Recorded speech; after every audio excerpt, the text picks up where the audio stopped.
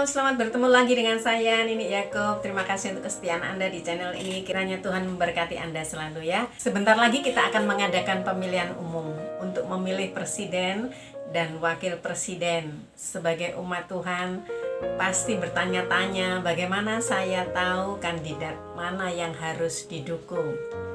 Jawaban sederhana saya untuk ini adalah langsung ke dalam kitab suci. Tidak ada tempat yang lebih baik untuk menemukan kebenaran, bimbingan ketika memilih seseorang untuk mewakili dan memimpin negara kita. Meskipun saya tidak tahu segalanya tentang politik, saya tahu bahwa Alkitab memberi terang pada inti moral dan nilai-nilai yang telah Allah tetapkan, terlepas dari politik mana yang berpihak pada seseorang. Seorang pemilih Kristen harus berada dalam firman dan menghidupi apa yang telah diperintahkan Tuhan.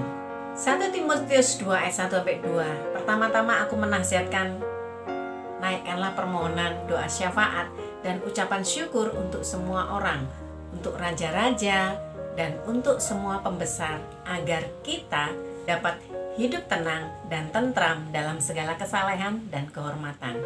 Pada akhirnya, Tuhan tidak melihat partai politik. Di mata Tuhan, kita tidak dikategorikan oleh partai. Kita dipandang sebagai anak-anak Allah yang menjadi satu melalui tubuh Kristus. Politik itu selalu ada perbedaan. Ini akan terus membuat orang masuk ke dalam kelompoknya masing-masing dan memaksa mereka untuk memilih sisi yang mana. Kabar baiknya adalah bahwa Yesus tidak berada di salah satu pihak. Alkitab mengungkapkan kepada kita harapan seorang pemimpin dan seperti apa seharusnya dalam cara yang mengatur. Tidak ada kandidat yang akan mendekati pemimpin seperti Yesus. Tetapi jika mereka berusaha untuk menjadi lebih baik seperti Yesus, maka mereka pasti menjadi kandidat yang luar biasa. Benamkan diri Anda dalam Alkitab untuk mendapatkan gambaran yang lebih baik tentang apa yang Tuhan inginkan untuk seorang pemimpin dalam kerajaannya. Berdoalah untuk calon presiden dan calon pemimpin lainnya. Yang terpenting, saya harap Anda akan mengambil kesempatan ini untuk berpartisipasi dalam pemilihan ini yang memiliki potensi untuk mengubah dunia demi kebaikan yang lebih besar. Beberapa orang mungkin masih berpendapat bahwa politik tidak memiliki hubungan dengan kerohanian, sehingga merasa tidak apa-apa jika tidak menggunakan hak suara mereka atau golput. Padahal sebaliknya, dunia politik harus diisi dengan orang-orang yang takut akan Tuhan, sehingga mereka dapat melakukan pekerjaan Tuhan atas bangsa yang kita tinggali, yaitu bangsa Indonesia. Dunia politik adalah ladang pelayanan yang Tuhan berikan untuk melayani rakyat dan negara. Karena itu, pilihlah orang-orang yang takut akan Tuhan. Karena itu, sebagai orang percaya, apa yang harus kita lakukan saat pemilu? Kita perlu menjalankan peran dalam proses demokrasi saat diundang untuk berpartisipasi. Melalui pemungutan suara, kita secara terbuka mengakui ketaatan kita pada otoritas sistem politik yang telah ditetapkan oleh Tuhan di negara kita. Dengan mengikuti pemilu, menunjukkan kepatuhan kita kepada pemerintah.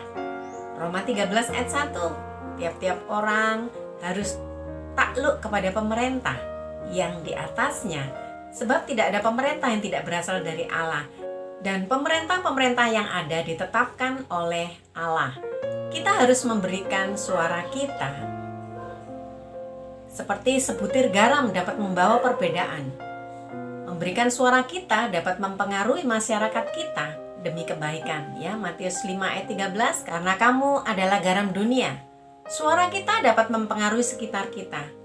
Pemungutan suara mempunyai prioritas di dalam Alkitab. Misalnya, Kisah Para Rasul 14 ayat 23 yang menjelaskan bahwa umat Kristen mula-mula memilih penatua melalui pemungutan suara. kita pun dapat melakukan pemungutan suara untuk memilih siapa yang kelak menjadi pemimpin negeri ini. Pemilihan ini adalah salah satu cara kita untuk menaati perintah Tuhan, untuk mengupayakan kebaikan bagi orang-orang di sekitar kita dan bangsa kita secara keseluruhan. Yeremia 29 ayat 5 dan 6, kita harus memilih kandidat yang mengupayakan kebaikan bagi bangsa dan negara kita. Usahakanlah kesejahteraan kota kemana kamu aku buang, dan berdoalah untuk kota itu kepada Tuhan, sebab kesejahteraannya adalah kesejahteraanmu. Karena itu, kita dapat memilih pemimpin yang mengusahakan kesejahteraan rakyat.